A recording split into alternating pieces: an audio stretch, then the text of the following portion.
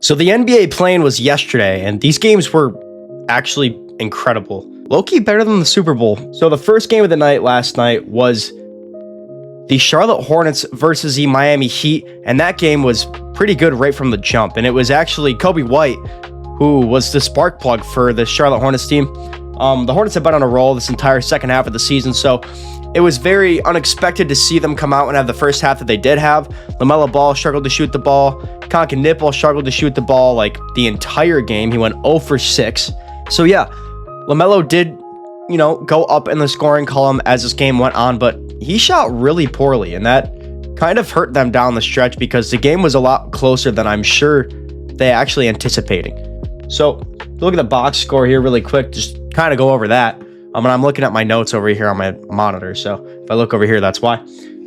Andrew Wiggins and Kel'el Ware were really the two glue guys for this Miami Heat team because Bam Adebayo went down early in this one with a little bit of an altercation with LaMelo Ball. Nothing came of it, but, LaMelo went down while Bam was up in the air. LaMelo seemingly tried to grab Bam's leg, and he did. I don't know if it was intentional on purpose, but he ended up grabbing Bam's leg. Bam fell to the ground on his tailbone. And then he headed to the locker room right after that, where he did not return for the rest of the game. So big loss for the Miami Heat right off the bat. Bam Adebayo only played 11 minutes. Davion Mitchell shot very good from beyond the arc, 4 for 9. So that was a big factor for the Miami Heat, especially late game. He was still knocking down his shots. So props to Davion Mitchell in this one. And then to look at Kel'el Ware, he was the defensive anchor for this Miami Heat team. And honestly, he did great for them offensively as well. He had 12 points in this one. He made 2 threes, but he had 19 rebounds for Kel'el Ware, really stepping up when Bam Adebayo goes down early in this game. Propelled the Miami Heat to keep it close and bring this one to overtime. But they eventually lost it. Just wasn't enough. And some crazy shots were hit down the stretch. Like absolutely cinematic basketball I watched last night, and I just want to emphasize that both of these games were down to the wire or overtime, and both teams played great. So Adam Silver, I think you cooked with the NBA play-in tournament. You got a lot of slander, but this is something that really works for the league. And then to kind of look at the Charlotte Hornets side of things,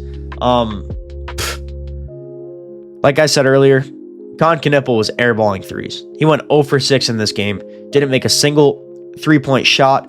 He relied on his scoring, driving to the basket, and even then, it wasn't that great. It looked kind of ugly last night. And as I touched on earlier, LaMelo Ball, he really struggled in this game. He shot very inefficiently. I mean, yeah, he ended up having, 30 points? But it wasn't like a good 30. He shot 12 for 31, 2 for 16 from beyond the arc. He ended up having 10 assists, so he was dishing the ball because Miles Bridges and Brandon Miller picked up the scoring, and then Coby White off the bench had 19, and we'll talk about him in a second.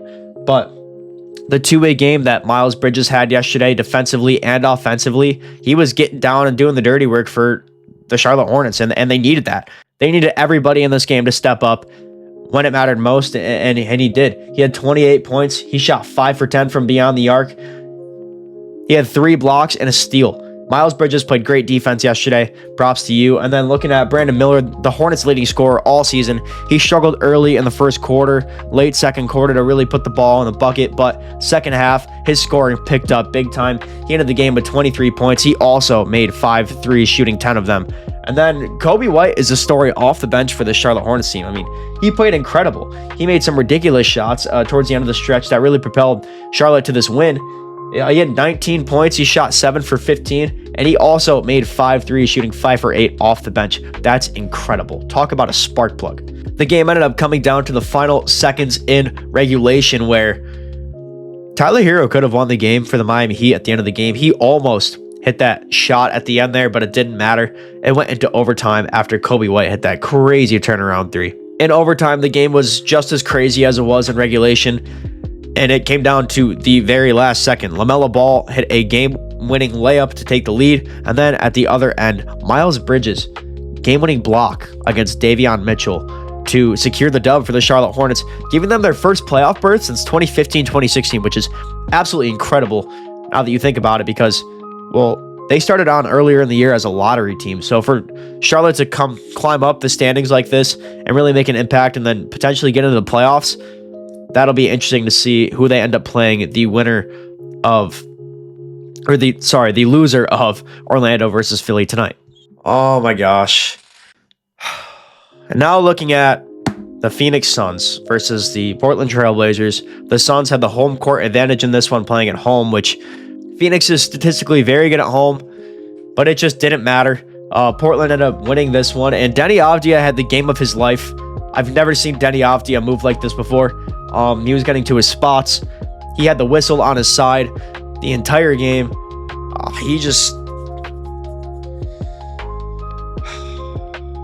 Deni Avdija killed the Suns last night. He took their soul out of their chest. He had 41 points. Deni Avdija, 41 points. That should not happen. Dillon Brooks should have been up in his face, locking him down and being that defensive menace that everybody expected him to be. And that just didn't happen last night. I mean, Dillon Brooks and Devin Booker, they got into foul trouble really early. And then scoring-wise for the Phoenix Suns, I mean, to start the game offensively for Phoenix, Devin Booker and Jalen Green were playing very well. Portland made 10 three-pointers before Phoenix made 1 last night.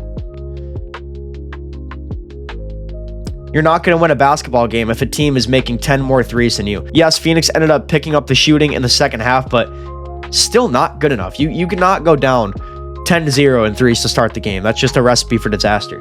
Jrue Holiday was doing everything for the Portland Trailblazers. He had 21 points. He made 4 threes, shot 7 for 18. He had a great game, and he was very efficient. Jerami Grant off the bench, his first postseason game since 2019, I believe. He played very well. I mean, this Portland Trailblazers team played great defense. The entire team played well, and they got the better of the Phoenix Suns. And at the end of the night, the second half for the Suns was really ugly. It wasn't good. Devin Booker still in foul trouble. Dillon Brooks still in foul trouble. Jalen Green, he picked up the scoring for Phoenix, but nobody else was really scoring because Toumani Camara and the Portland Trailblazers were picking, and Jerami Grant were picking Devin Booker up full court every possession. They were icing Devin Booker, making sure he wasn't the one scoring. They let the entire team try to beat the Trailblazers last night, and it worked in their favor. Their game plan worked perfectly. They tried to shut down Devin Booker. He only had 22 points, and he barely shot any free throws. And actually, Phoenix was missing free throws. He missed 5 free throws last night. They were called free throws. Nobody's guarding you. The rate, I'll never understand it. I'll never get it. Make your free throws. I don't care what Phoenix is doing. They should be in the gym shooting free throws all day today.